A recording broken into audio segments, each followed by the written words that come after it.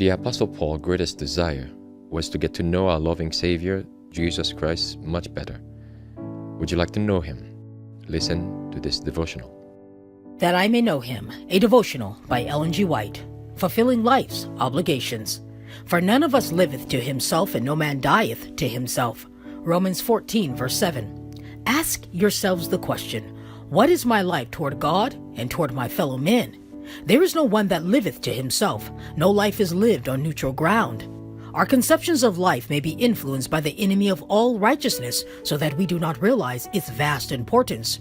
But we cannot cast off our responsibility and live without reference to the future immortal life, and still do our duty to God and to our fellow men. Each one is a part of the great web of humanity, and each one has a far-reaching influence. We cannot fulfill the obligations that rest upon us in our own strength alone. We must have divine aid in meeting our responsibilities, that our influence may gather with Christ.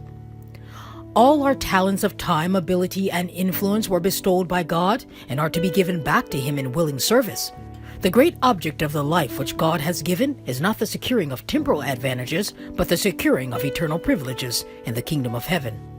The Lord has bought all that there is of us by the precious blood of Christ, and it is the worst kind of robbery that could be practiced to withhold from Him His own. Our life is not our own, never was, and never can be. The question of importance to us is our life interwoven with that of Jesus?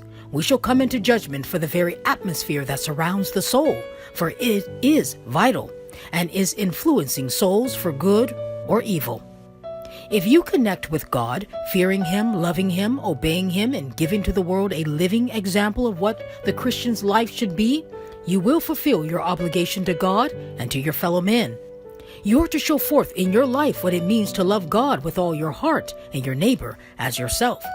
Connected with the God of wisdom and love, you will demonstrate to the world the fact that you are not living for this world, but for that which is not temporal, but eternal.